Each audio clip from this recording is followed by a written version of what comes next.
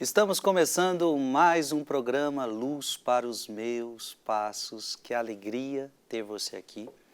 Vai ser uma alegria para nós fazer companhia a você neste domingo à noite. Então quero saudar você que está na TV Canção Nova, eu quero saudar você que está no meu canal do YouTube, Frei Gilson / Som do Monte, você que está no canal do YouTube de Dom José Francisco Falcão. Lembrando que o programa sempre domingo à noite na TV Canção Nova, às 21 horas. E depois, na segunda-feira, esses programas estão disponíveis no meu canal do YouTube e no canal de Dom José Francisco Falcão.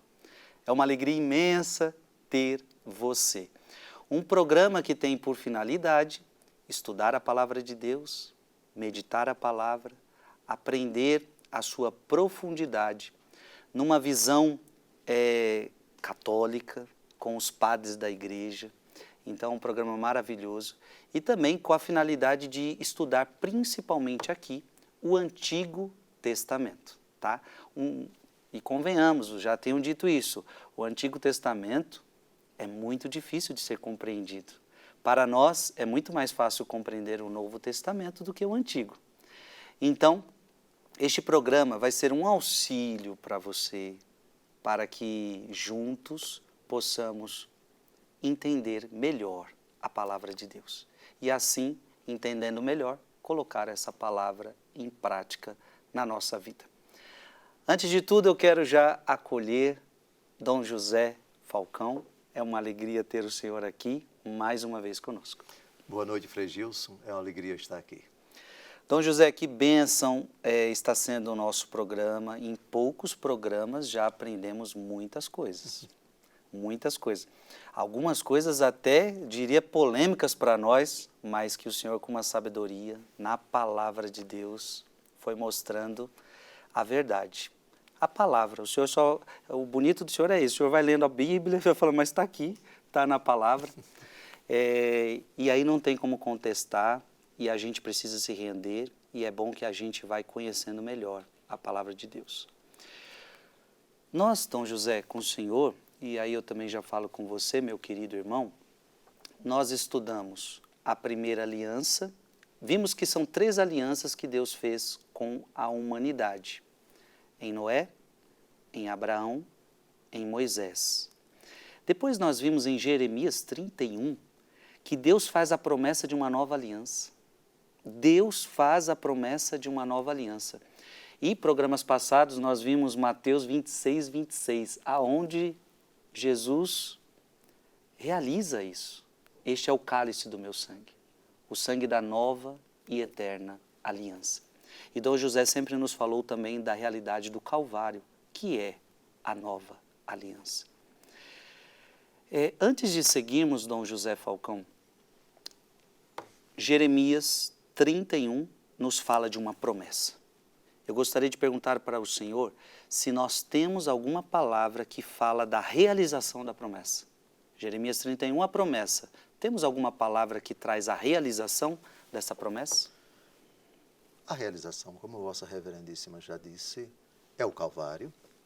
Na véspera da morte de Nosso Senhor, quando Ele institui a Eucaristia, Nosso Senhor disse com todas as letras, ao se referir ao cálice, o cálice do meu sangue, o sangue da nova e eterna aliança. Essa frase foi fundamental para a igreja primitiva e o autor da carta aos Hebreus. A carta aos Hebreus eu recomendo uma leitura apaixonada dela, quando o assunto for aliança, qualquer motivo, mas o assunto aliança. A leitura da carta aos Hebreus ela é fundamental. Quem escreveu a carta aos Hebreus? Pensava-se que era São Paulo, hoje poucas pessoas sustentam essa tese. Provavelmente, muito provavelmente, não foi São Paulo que escreveu essa carta. Para nós é irrelevante quem escreveu. Se foi Apolo, se foi Barnabé, se foi o próprio apóstolo Paulo, não interessa. Na carta não há provas. Aliás, todas as cartas de São Paulo,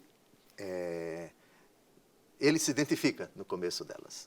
A única que não aparece o nome de São Paulo é a carta aos Hebreus. Isso é uma prova, é um indício de que não foi ele quem escreveu, porque se fosse ele teria, é o estilo dele se identificar no começo da carta. Algumas até ele se identifica no fim da carta. Bom, em todo caso, é palavra de Deus. Mas certamente foi um autor que tinha um vínculo muito estreito com o culto. O culto judaico e agora o culto cristão. Alguns até propõem, seriam sacerdotes da tribo de Levi, os levitas, como foi Zacarias, eram sacerdotes judeus que se converteram ao cristianismo. E um deles resolveu escrever justamente para mostrar esse paralelo entre a antiga aliança e a nova aliança. Antiga aliança, prefiguração, nova aliança, cumprimento. Então eu penso que esses 7 versículos que Vossa Reverendíssima vai ler, da carta aos Hebreus, capítulo 8, versículos de 6 a 13, eu creio que esses versículos mostram muito bem esse, não antagonismo, mas na perspectiva de Jesus, eu não vim abolir a lei, mas vim levá-la à perfeição. Então, a antiga aliança é a imperfeição, a nova aliança é a perfeição. E não se trata de contrapor Antigo Testamento ao Novo, um versículo do Antigo Testamento a um versículo do Novo Testamento. Não existe isso. O que existe é eles, Antigo Testamento, vistos à luz do Novo Testamento, à luz das palavras de Jesus. Eu não vim abolir, vim levá-los à perfeição. A nova aliança é a perfeição da antiga aliança. E creio que esses versículos, eles mostram muito bem essa dinâmica entre anúncio e realização, entre imagem e cumprimento, entre tipo e concretização. Uhum. Vamos ao texto, Hebreus 8, de 6 a 13. Ao nosso sumo sacerdote, entretanto, compete ministério tanto mais excelente quanto ele é mediador de uma aliança mais perfeita. Muito bem. Selada por melhores promessas. Muito bem. Porque se a primeira tivesse sido sem defeito, certamente não haveria lugar para outra. Ora, sem dúvida, há uma censura nestas palavras. Eis que virão dias, oráculo do Senhor, em que estabelecerei com a casa de Israel e com a casa de Judá uma aliança nova. Ele próprio cita Jeremias. Sim. Não como a aliança que fiz com os seus pais no dia em que tomei pela mão para tirá-los da terra do Egito. Como eles não permaneceram fiéis ao pacto, eu me desinteressei deles, oráculo do Senhor. Mas esta é a aliança que estabelecerei com a casa de Israel depois daqueles dias. Imprimirei as minhas leis no seu espírito e as gravarei no seu coração. Eu serei o seu Deus e eles serão o meu povo. Ninguém mais terá que ensinar a seu concidadão, ninguém a seu irmão, dizendo, conhece o Senhor, porque todos me conhecerão, desde o menor até o maior. Eu lhes perdoarei as suas iniquidades e já não me lembrarei dos seus pecados. Se Deus fala de uma aliança nova, é que ele declara antiquada a precedente. Ora, o que é antiquado e envelhecido está certamente fadado a desaparecer. Veja que o verbo é desaparecer, não é abolir. Mas desaparece em que sentido? Eu vou dar um sentido, uma comparação muito boa. Você imagina aqui uma vela, tá escuro e alguém, um candeeiro, uma candelária, um castiçal. Muito bem. Com aquelas luzes, obviamente que o ambiente escuro está bem iluminado aqui. Uhum. Mas aí depois, aqui é um estúdio, aí depois você acende lâmpadas potentíssimas. O brilho dos castiçais, diante de tantas lâmpadas, desaparece de tão insignificante que ele acaba se tornando diante da intensidade das luzes que agora iluminam e plenamente o ambiente. Uhum. Isso tem uma coisa muito interessante lá no céu. No céu, o sol não vai ter sentido nenhum. Claro que ele, como criatura, vai participar da felicidade sem fim. De alguma forma, não sabemos como as criaturas serão renovadas, mas esse tema aparece no Catecismo da Igreja Católica. Vi um novo céu e uma nova terra. Mas o sol hoje, ele ocupa durante o dia. Eu lhe pergunto, Frei Gilson, o Sol hoje ocupa, ele tem uma importância muito grande para iluminar toda a Terra? Muita. Muita. Muito bem. Agora vamos ver o papel do céu, o papel do Sol no céu. O papel do Sol no céu. Para a gente perceber a insignificância dele, não vai ter mais sentido nenhum. Ele vai simplesmente desaparecer. Apocalipse 21, versículo 23. Hoje nós, Apocalipse 21, 23. Hoje precisamos do sol, lógico. O sol ilumina, o sol dá luminosidade a todos os ambientes. Hoje a gente considera qual é o brilho, quantas potências, quantos megatons, quanta a radioatividade, a intensidade, o calor, a temperatura do Sol, que é o astro, para nós, aqui do planeta Terra, ele é fundamental, ele é imprescindível, certo? Porque não tem ninguém que brilha mais do que ele. Agora vamos ver o Sol no céu, na felicidade sem fim, diante do brilho de Deus. Por favor, Apocalipse 21, versículo 23. A cidade não necessita de sol, nem de lua para iluminar, porque a glória de Deus a ilumina e a sua luz é o Cordeiro. Pronto. Hoje a gente acha o sol tal, né? É a melhor luz que existe. Melhor do que essa que é artificial, essa luz que chega até nós, graças à energia hidráulica de alguma cachoeira, que vem lá, a cachoeira de Paulo Afonso, da cachoeira de Sobradinho, da cachoeira disso, daquilo outro. Certo? É o tal, é o maioral. No céu, diante do brilho de Deus, isso é um ser inexpressível. Quem vai precisar do brilho dele? Bem, respondendo à sua pergunta, a antiga aliança, diante da nova, desaparece. Mas não desaparece porque ela é no sentido de ser cancelada da história. Não. Perdeu sua razão de ser. Ela era profecia. Ela era prefiguração, ela era preparação, ela era um estágio anterior até que chegasse a nova aliança. Chegou Jesus, pronto. A antiga aliança desaparece.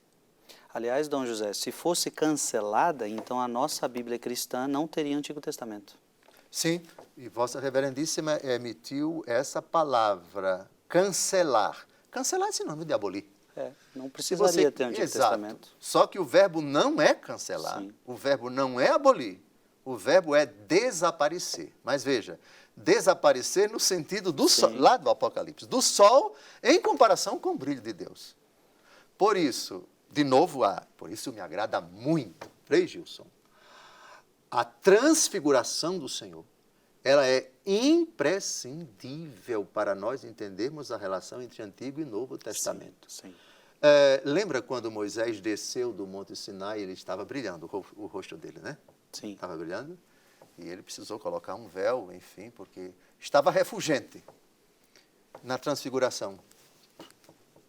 Quem foi que brilhou? Jesus. Foi o brilho de Jesus que iluminou de Moisés, que desceu iluminado do Monte Sinai, ou foi Moisés quem iluminou o corpo de Jesus? Ao contrário, foi Jesus que iluminou o corpo de Moisés. Da mesma forma, Elias. Pois bem, então, pontuou bem. Cancelar e abolir, e cancelar não é um verbo muito bíblico, não. Nas traduções não se utiliza, mas é abolir, abolição. Mas é sinônimo. Na língua portuguesa, na língua coloquial, abolir é cancelar, ou seja, não tem mais nenhum valor, não tem mais nenhuma utilidade. Não, a carta aos Hebreus fala desaparecer.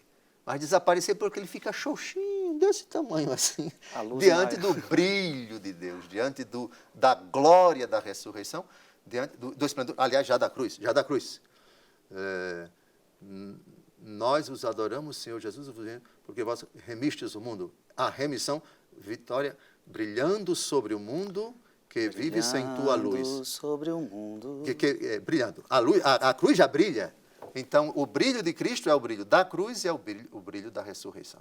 Então, desaparece o brilho da glória, a glória da aliança anterior. Moisés brilhou até Jesus. Por isso, São João diz, leia, por favor, João capítulo 1, versículo 17, essa frase também me toca tanto. Essa frase, ela é João capítulo 1, versículo 17. O texto diz o seguinte, vamos ver como está a minha memória. A lei veio por Moisés, a graça e a verdade por Jesus Cristo. Isso é tão bonito. Leia. Pois a lei foi dada por Moisés, a graça e a verdade vieram por Jesus Cristo. Pronto. Por Moisés não veio a graça, veio a lei. Portanto, por Moisés veio aquilo que devemos fazer, mas sem a graça, a gente não cumpre. Sim. A gente não cumpre. E a verdade não é Moisés, a verdade é aquele que disse, eu sou o caminho, a verdade e a vida. Então, esse argumento, respondendo à sua pergunta, toda a carta aos Hebreus é a resposta, Vossa Reverendíssima, mas especificamente esses 7 versículos que foram lidos agora. Eu creio que estou lembrando de um outro versículo, que eu creio que foi muito chocante para os judeus, que foi, eu sou o Deus de Abraão, de Isaac, de Jacó, sim. como se fosse. E ele fala, antes que eles existissem, eu sou, né? Ou seja, recorda Moisés, né? É verdade. Recorda a frase que está no capítulo 3 do livro do Êxodo, versículo 15. Eu sou aquele que sou. É a primeira vez que Deus, o Senhor Deus, fala de si, se pronuncia, fala a respeito do seu nome, depois de Moisés ter perguntado, o Senhor está me mandando para o faraó. O que é que eu vou dizer? Se ele perguntar quem foi, quem é o Deus em nome de quem você está aqui, eu sou aquele que sou. E lá, nesse texto do Evangelho segundo João, quando Jesus diz eu sou, antes que Abraão existisse eu sou, eles pegam em pedras para jogar em nosso Senhor. Muito forte. E nosso Senhor foge. Me parece, só no Evangelho segundo João, tem 3 momentos em que eles pegam em pedras para lapidar Nosso Senhor e Nosso Senhor corre. Esse é um deles. Sim. Porque a frase de Jesus é exatamente igual à de Êxodo, capítulo 3, versículo 15. O que para eles era uma blasfêmia. Ele está dizendo que é Javé. Ele está dizendo que é Deus. E era. E lembrou para eles o que era mais sagrado para eles, né? Moisés, o maior, a sarça. E de repente ele fala que ele está falando que eu sou, aquilo que a gente ouviu na sarça, não é possível. No caso aqui, antes que Abraão, antes de Moisés, antes que Abraão existisse, eu sou. Ou seja, o que eu disse para Moisés, eu estou dizendo agora que eu sou. E aí deixou Meu Deus. Eles furiosos. Realmente, pegaram em pedras para matar Nosso Senhor. Ô, Dom José, já que estamos falando, então, de um Antigo Testamento que não foi abolido, a pergunta para o senhor fale-nos, quais livros compõem a livre... É possível o senhor falar para nós quais livros compõem a Bíblia inteira? Quais são os livros do Antigo Testamento? Quais são os livros do Novo Testamento? Bem, esse é um programa de uma TV católica e quem está respondendo é um bispo católico. A resposta, segundo a fé católica, é que os livros do Antigo Testamento são 46, se considerarmos o livro das Lamentações separado do livro de Jeremias. E nós consideramos 46. Do Novo Testamento, 27. Bem mais para frente, não vamos tratar agora a questão da polêmica entre católicos e alguns irmãos cristãos não católicos, sobre os deuterocanônicos, os livros que foram considerados pela Igreja como inspirados num segundo momento. Sim. Deutero é segundo. Cano significa a regra da fé. Os protocanônicos, proto significa primeiro, os protocanônicos foram aqueles que, num primeiro momento na história da Igreja, após a morte dos apóstolos, eles foram considerados sempre como inspirados. Eu disse num primeiro momento, por quê? Porque não dá para dizer a partir de que momento. Por exemplo, o Evangelho segundo Mateus foi escrito muitos anos depois da morte de Jesus. Então, até o ano 50, Jesus morreu, ano 30, 33, vamos colocar assim. Não tinha nem nada escrito, nada. Os primeiros inscritos dos livros que vão integrar o Novo Testamento foram escritos por um judeu que odiava os cristãos, que perseguia os cristãos, e que depois, no contexto de uma das perseguições, no caminho para Damasco, vai cair. Jesus vai aparecer para ele. Por que você está me perseguindo? Etc. Depois ele entra cego mesmo, em Damasco, é batizado por Ananias, passa um certo tempo numa comunidade chamada Arábia, provavelmente hoje Jordânia, ali mais ou menos por Petra. Depois ele vai a Jerusalém, se apresenta aos apóstolos, começa a pregar, etc. Depois faz suas viagens missionárias. Só muito depois é que o primeiro escrito vem aparecer, antes de os evangelhos terem sido escritos. E aí ele vai escrevendo aos cristãos de Tessalônica, depois vem Corinto, vem Éfeso, vem Colossos, vem Roma e assim por diante. Então, a partir de quando, dentro da igreja, os livros passam a ser considerados escrituras? Tem um texto da segunda carta de São Pedro, lá no finalzinho, a gente vai ver que São Pedro já considerava as cartas de São Paulo escrituras. São Pedro ainda vivo? Sim. Mas não temos nenhum elemento para dizer, não, esses aqui sempre foram considerados escrituras e os outros não. Porque os evangelhos ainda estavam sendo escritos. O evangelho de São João só vai ser escrito depois que São Pedro já está morto. Depois que São Paulo já está morto. São João vai ficando. Lá na frente, já idoso, ele escreve o Apocalipse. Então Pedro nunca leu São João. Não, claro que não leu. Ele nem imaginava que São João iria escrever um evangelho. Provavelmente São Pedro leu, compulsou, e São Paulo também, o evangelho segundo Mateus, o evangelho segundo Marcos, porque Marcos foi discípulo de São Pedro, e o evangelho segundo Lucas, porque Lucas foi discípulo de São Paulo. Sim. Então, São Pedro e São Paulo certamente tiveram acesso, muito provavelmente, a esses 3 evangelhos. Mas João não, porque o evangelho de João é o último que vai ser escrito, e lá para frente, e em Éfeso, já tinha ido para lá, não voltou mais, ficou para a Ásia Menor, e escreveu o seu evangelho, a sua primeira carta, segunda carta, terceira carta e o Apocalipse já no finalzinho. Bom, mas eu já estou antecipando a formação do cânon bíblico, Novo Testamento, sim. Mais para frente. Vamos então agora, respondendo à sua pergunta, citar os livros que compõem o Antigo Testamento, segundo a ótica da Igreja. A Bíblia está dividida, Antigo Testamento, estamos a menos de 4 minutos, depois a gente retoma no próximo bloco, se não chegarmos ao final. Pentateuco, 5 livros, Gênesis, Êxodo, Levítico, Números, Deuteronômio. Depois temos outra categoria de livros no Antigo Testamento, os livros históricos, que são 16. Josué, Juízes, Rute, primeiro livro de Samuel, segundo livro de Samuel, primeiro livro dos Reis, segundo livro dos Reis. Primeiro livro das Crônicas, segundo livro das Crônicas. Esdras, Neemias, Tobias, Judite, Esté. Primeiro livro dos Macabeus, segundo livro dos Macabeus. Depois, uma terceira categoria de livros do Antigo Testamento, os livros sapienciais, eles são 7. Livro de Jó, livro dos Salmos, livro dos Provérbios, Eclesiastes, Cântico dos Cânticos, Sabedoria e Eclesiástico.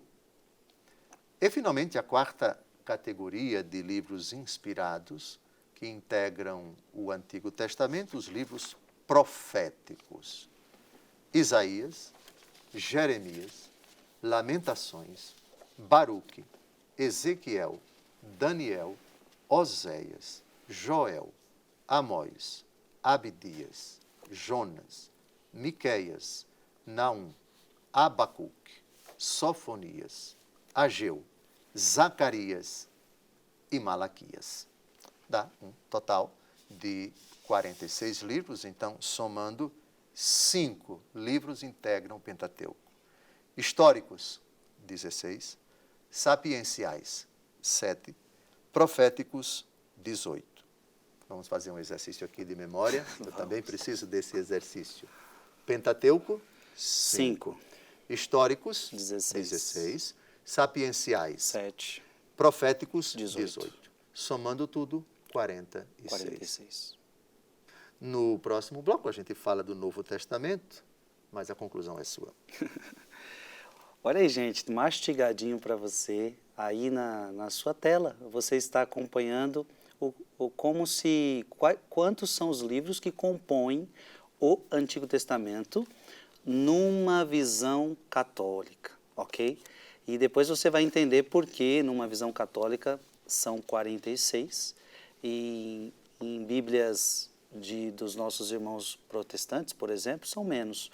E depois lá na frente você vai entender o porquê disto. Mas, gente, como é bom nós estudarmos a palavra de Deus. É importante a gente saber disso. É importante sabermos, é importante estudarmos. Então, depois do intervalo, nós vamos mostrar para vocês quais os livros que compõem o Novo Testamento, tá certo? E a gente vai perguntando, e a gente vai aprendendo, e eu amo este programa. Esse programa é inédito na TV Canção Nova, e eu já posso perguntar para você, você está gostando deste programa? Está sendo bom para você? Está sendo bom para a sua família? Aí, neste final de domingo, poder acompanhar um programa com esta riqueza espiritual? Eu tenho certeza que você está gostando.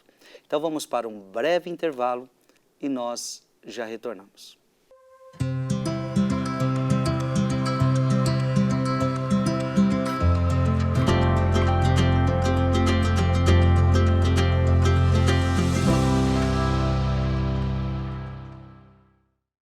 Estamos de volta, programa Luz para os Meus Passos. É uma alegria receber você aqui. No bloco anterior, nós vimos todos os livros que compõem o Antigo Testamento. Então, apareceu aí na tela do seu computador, do seu celular, da sua televisão, e você pôde ver 46 livros que compõem o Antigo Testamento numa visão católica. Agora, Dom José, gostaria de perguntar, já vimos que são 27 livros que compõem o Novo Testamento, mas quais são estes livros? Dividir os livros do Novo Testamento, você pode utilizar vários critérios. Você pode dividir, aqui são livros escritos por apóstolos e aqui são os livros escritos pelos discípulos. É uma forma de você dividir. Então, aí, Mateus, João, Tiago, Pedro, Judas e os outros discípulos. Porém, Paulo é também apóstolo, só que não faz parte do grupo dos 12. Então, você tem que incluir Paulo se o critério for apóstolos. Então, apóstolos, São Paulo, São Pedro, São Tiago, São João e São Mateus. E aí os outros seriam discípulos, São Lucas, São Marcos, o autor da carta aos Hebreus, que não sabemos quem foi. Se ele foi apóstolo, bota para cá. Se ele foi discípulo, bota para cá. Enfim, mas como nós não sabemos, não tem o título, não é? Como na verdade também o segundo livro de João, a segunda carta de João, não é dito que foi São João. Sabia disso? Não. Pois vamos olhar. Vamos olhar. A segunda carta de São João e a terceira carta de São João não diz que é São João, mas simplesmente que é o ancião. Por favor. O ancião, a senhora eleita e a seus filhos que amo na verdade. Pois bem, e em todo esse bilhetinho, não tem o nome dele. Então, eu olho para você, católico e cristão não católico, quem foi que disse que quem escreveu a segunda João foi São João? Não está na Bíblia. Está na tradição da Igreja Católica. Foi a Igreja quem disse. Procure e tente descobrir quem foi que escreveu a segunda João. Somente na Bíblia. A tradição da igreja é quem diz. Os santos da igreja católica dos primeiros séculos que dizem que esse ancião é São João. Terceira carta de São João. O ancião ao caríssimo Gaio, a quem amo na verdade. Pois bem, procure nesse bilhetinho para você descobrir, tente descobrir quem foi, se aqui aparece o nome de São João. Mas olha o título dessa terceira carta. É terceira carta de quem? É de Barnabé? São Não. João.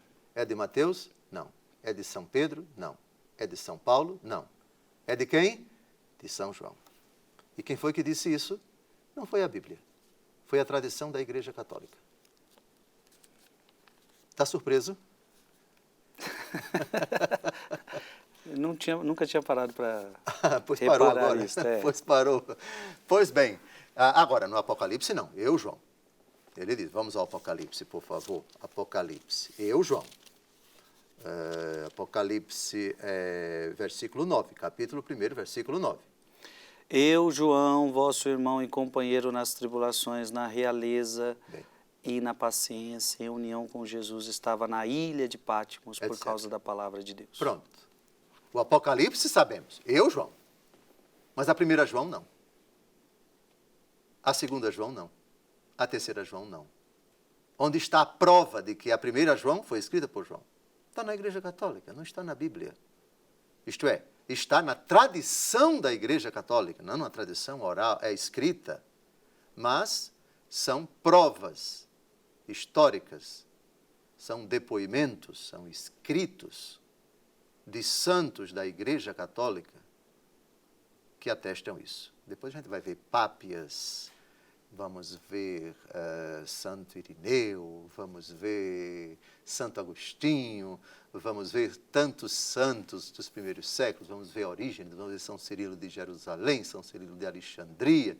Aí sim, as provas que garantem que esses livros foram escritos por este apóstolo. E quando o senhor fala esses nomes, são nomes muito próximos a Jesus. Né? Disse bem, aqueles que viveram, primeiro, alguns que conviveram com os apóstolos. Olha aí. São Policarpo, bispo de Esmirna, mártir.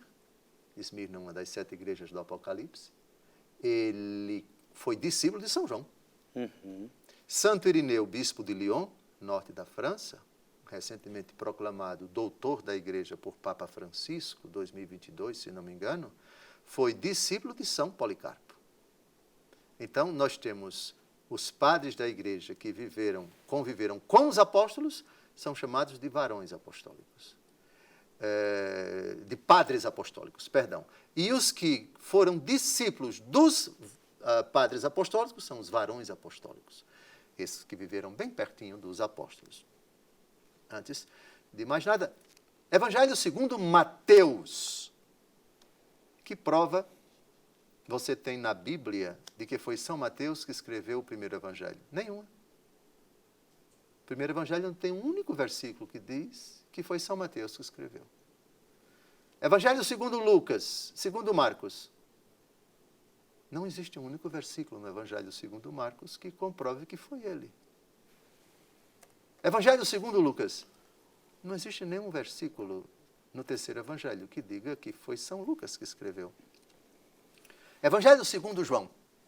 Não existe um único versículo que diga que foi eu, João, como ele disse no Apocalipse. Eu, João, escrevi esse livro, eu estava na ilha de Patmos. Então vem a questão.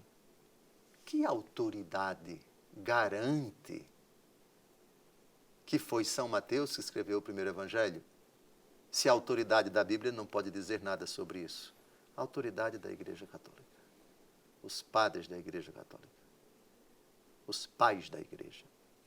Que autoridade garante que você que está com a sua Bíblia na mão, que foi São Marcos que escreveu o segundo Evangelho?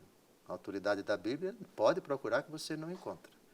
A autoridade da Igreja Católica. Da mesma forma, Evangelho segundo Lucas. Da mesma forma, Evangelho segundo João. E que autoridade garante que quem escreveu a carta aos Hebreus? Nenhuma autoridade. Por quê? Alguns diziam que era São Paulo. Hoje, ninguém sustenta mais isso. Para nós é irrelevante saber quem escreveu, o autor secundário, porque o autor principal é Deus, e a Igreja Católica considerou a carta aos Hebreus como um livro inspirado e ela entrou e faz parte do cânon bíblico do Novo Testamento. Dito isso, vamos então à relação dos livros do Novo Testamento, que, como Vossa Reverendíssima já disse, são 27. E não podem ser tirados, nem podem ser acrescentados. Depois que a Igreja, após um longo processo de discernimento, definiu, a Igreja bateu o martelo. Nada pode ser mais acrescentado, ainda que escrito por um anjo, ainda que escrito por um apóstolo. Não. Está definido o cânon bíblico do Novo Testamento, assim como está definido o cânon bíblico do Antigo Testamento e, em conclusão, assim como está definido todo o cânon bíblico. Evangelhos são 4. Evangelho segundo Mateus, Evangelho segundo Marcos, Evangelho segundo São Lucas, Evangelho segundo São João. Atos dos Apóstolos, então, é uma outra forma de você dividir os livros do Novo. Não é a única. Você pode dividir por décadas de redação. Na década de 60, esses livros foram escritos, na década de 70 do século I. Então, também é uma forma de você dividir. A forma clássica em ambiente católico é essa. Evangelhos, Atos, Epístolas de São Paulo, Hebreus, que é um caso à parte, as católicas e o Apocalipse. Evangelhos, 4, segundo Mateus, segundo Marcos, segundo Lucas, segundo João. Atos dos Apóstolos, um livro. Epístolas de São João, ou de São Paulo, ou cartas de São Paulo. Romanos, 1 aos Coríntios, 2 aos Coríntios, Gálatas, Efésios, Filipenses, Colossenses, 1 aos Tessalonicenses, 2 aos Tessalonicenses, 1 a Timóteo, 2 a Timóteo, carta a Tito, carta a Filémon, ou Filémon, a melhor pronúncia é Filémon. Epístolas católicas são 7, Epístola de São Tiago, ou carta de São Tiago, 1 de São Pedro, 2 de São Pedro, Epístola de São Judas, Judas não Iscariotes, mas Judas Tadeu, Epístola 1 de São João, Epístola 2 de São João, Epístola 3 de São João e o Apocalipse escrito por São João. Sim. Dá um total, Evangelhos 4 com Atos 1, 5, com 13, 5 e 13 dá 18, 18 e 1, 19, 19 e 7, 26 e mais um, 27. Muito bom. Meus queridos, está aí, então, para você. No bloco anterior, mostramos os livros que compõem o Antigo Testamento e, neste bloco, os livros que compõem o Novo Testamento.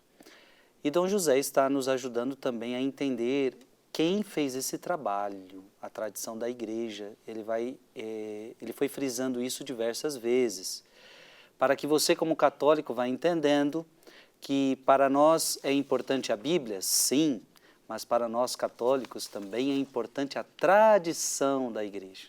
Então, porque a Bíblia não nasceu assim como você, não caiu assim do céu nas nossas mãos, com capítulos, versículos. Não foi tão simples fazer este livro sagrado acontecer. E por isso que Dom José vai falando da importância da tradição. E creio que lá na frente vamos ter a oportunidade de aprofundar este assunto. Agora, Dom José, de quem partiu a ideia de colocar a palavra de Deus por escrito? Quem foi o primeiro que teve essa ideia? Vamos colocar a palavra de Deus por escrito. A palavra de Deus como se encontra hoje, pronta, acabada, compilada, fechada, entre aspas, por assim dizer, ela foi fruto de uma evolução num lastro de tempo bastante grande. O Antigo Testamento ele foi escrito antes do Novo Testamento. Isso é indiscutível. No tempo, os fatos narrados nos livros do Antigo Testamento aconteceram antes dos fatos narrados pelo Novo Testamento. Então, já temos aqui uma primeira pontuação, muito importante. Ele não caiu de paraquedas assim, tudo pronto, puf! Foi preparado no céu, os anjos, os arcanjos, e já entrego aqui os rolos todinhos para os judeus ou para os cristãos. Não. A Bíblia foi sendo redigida muito paulatinamente e por trechos, por pedaços, por pessoas diferentes, em épocas diferentes, autores diferentes, assuntos diferentes, gêneros literários diferentes, épocas diferentes, com teologias diferentes. A Bíblia começa a ser redigida quando Deus ordena. Ele é o ele também vai escrever, daqui a pouco a gente vai ver Deus escrevendo algo que ele quis que ficasse na Bíblia. Ele mesmo, ninguém, foi ele. Então, nem um anjo, o próprio Deus escreveu. Mas a mais longínqua, a mais remota prova na Bíblia de que alguém escreveu aquilo que integraria mais na frente livros do Antigo Testamento, Deus ordenando a Moisés. Proponho a carta, o livro do Êxodo, capítulo 17, versículo 14. E aí, nessa ordem de Deus, a gente vai perceber qual a finalidade.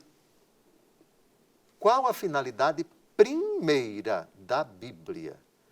Porque quando Deus diz, faça isso, e ele se cala, na frase, quando qualquer pessoa, né? Faça isso. Isso é uma ordem. Uhum. E a pessoa faz. Mas quando a ordem vem, faça isso com essa finalidade. Faça isso para que cheguemos àquilo. Você já está dando uma finalidade. Eu dei a ordem e essa ordem é para obter alguma coisa, para se conseguir alguma coisa, em intenção de, com a finalidade de, que é exatamente aqui.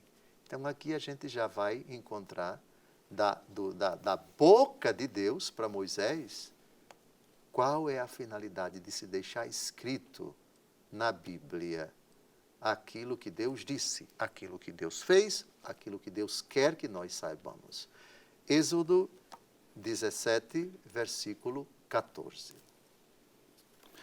O Senhor disse a Moisés, escreve isso para lembrar. E diz a Josué que eu apagarei a memória de Amaleque de debaixo do céu. Escreve isto para lembrar. A voz, ela é importante porque ela transmite uma vontade, um desejo. A voz ajuda a gente a se comunicar e a voz chega ao ouvido e vai para a memória. Uhum. E a gente grava. Só que a gente grava, mas acaba esquecendo. Vossa Reverendíssima sabe exatamente qual foi o conteúdo da pregação que fez há 3 meses atrás? Não. Não consegue lembrar. Mas que está Nem aí. o que eu comi semana passada eu lembro. Pois bem. Pois bem. Então, que está na memória, está guardado.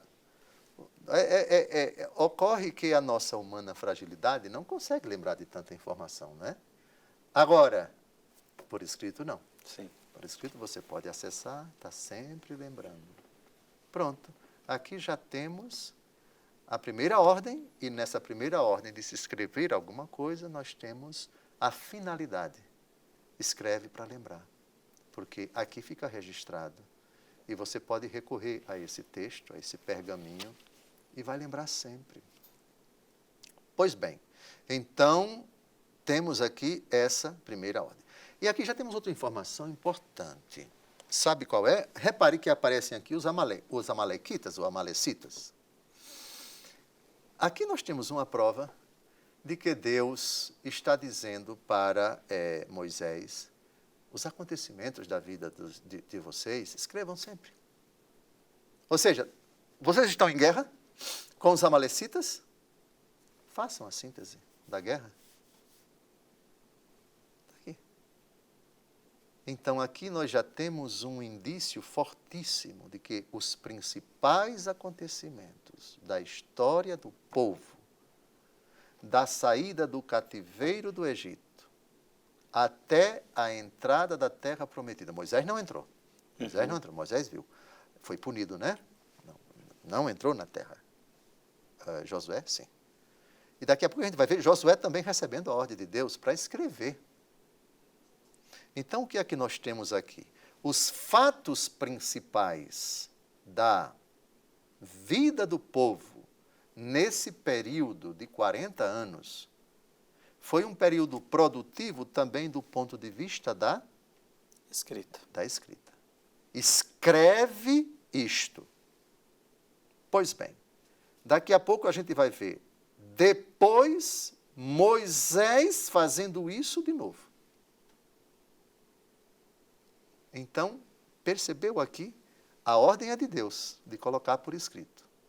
Sim. O contexto desse primeiro texto, Êxodo 17, 14, guerra dos amalecitas. Mas não somente a guerra contra os amalecitas, outros episódios. Daí Vossa Reverendíssima tira exatamente, os episódios estão acontecendo, Massa e Meriba. Aquilo foi um momento. O episódio da serpente de bronze, lembra? Sim. Eles desobedeceram, o Senhor deles, clamaram a Moisés e foi levantada a serpente. As coisas iam sendo colocadas por isso. Escreve para que vocês se lembrem, para que vocês não esqueçam. Ficou claro, Frei Gilson? Sim, ficou claro. E todo este texto que está em minhas mãos hoje, o Dom José, é por causa dessa ordem. Exatamente. Então, é para recordar, e de fato foi tão recordado, e de fato foi escrito que chegou na mão do Frei Gilson no ano de 2000, eu estou com essa Bíblia nas minhas mãos em 2024. Sim.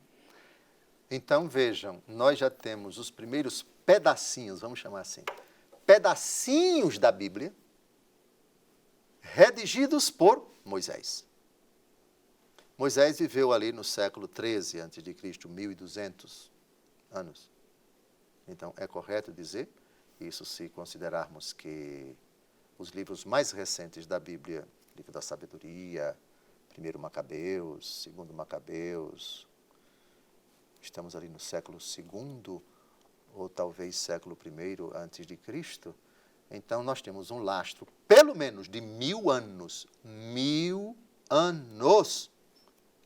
Para que o Antigo Testamento ficasse completo.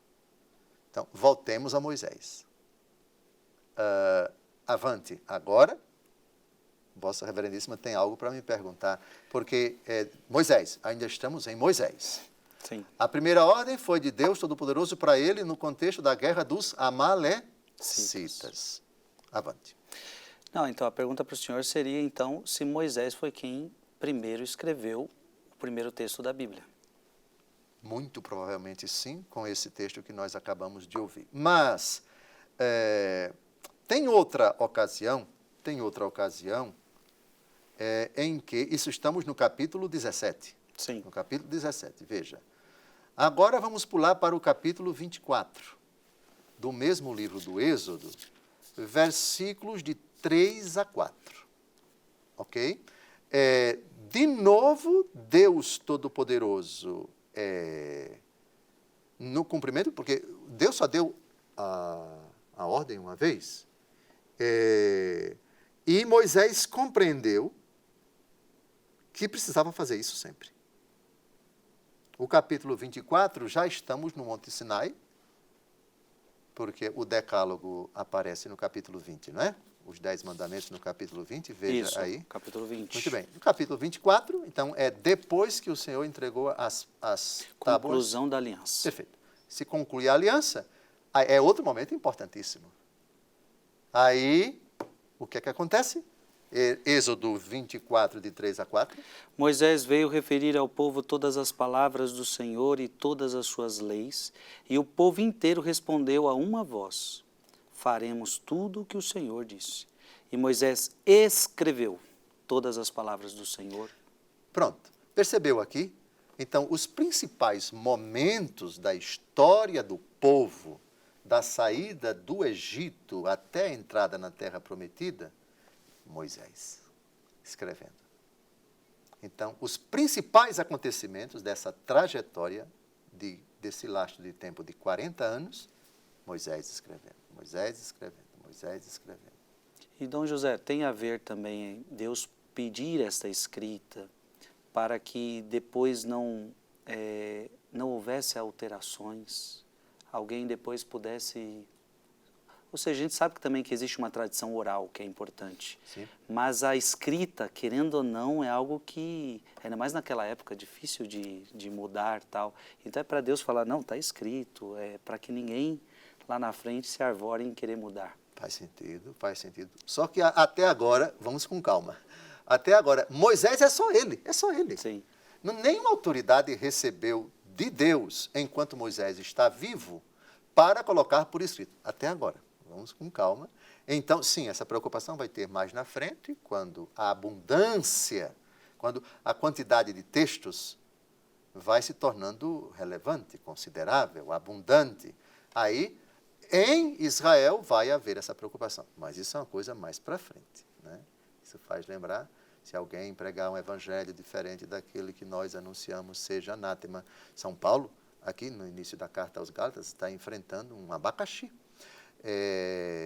Estão pregando coisas que são contrárias ao Evangelho. Então, a vigilância dos apóstolos é a principal garantia de que certas pregações orais e certos escritos são, na verdade, devem ser desconsiderados, são de heresia, etc. Então, isso no Novo Testamento. Antigo Testamento, a autoridade dos profetas, a autoridade as autoridades religiosas de Israel. Mas, num primeiro momento, não tinha nada disso. Era só Moisés, Moisés e pronto, né? A conclusão é sua. Mas está sendo muito bom ouvir Dom José. Gente, olha, é Deus quem toma essa iniciativa. O Senhor disse a Moisés, Êxodo 17, 14, escreve isto para lembrar. E nós queremos louvar a Deus por isto, ou seja, se eu tenho esse texto em minhas mãos, é por causa desta ordem de Deus para Moisés. Estamos vendo que Moisés obedece a Deus, Moisés escreve. Depois, no próximo programa, eu vou continuar perguntando se Moisés, até quando que Moisés escreve, depois de Moisés, quem mais escreveu. Então, essas são perguntas para o próximo programa. Mas veja que, então, a Bíblia Sagrada é uma iniciativa de Deus. Isso a gente já percebe aqui. A Bíblia Sagrada é uma iniciativa de Deus. O que eu percebo nesse versículo é que não foi Moisés quem disse, Deus, eu vou escrever. Estou com vontade aqui, deu uma ideia de eu escrever algo. Não é Moisés. A iniciativa é de Deus. Moisés escreve para que haja uma recordação. Muito bom. Foi uma alegria estar aqui com você, lhe fazer companhia este domingo à noite, e eu quero louvar a Deus pela sua vida. Vamos pedir a bênção de Deus e eu espero você no próximo programa. Abençoe-vos Deus Todo-Poderoso, Pai e Filho e Espírito Santo. Amém.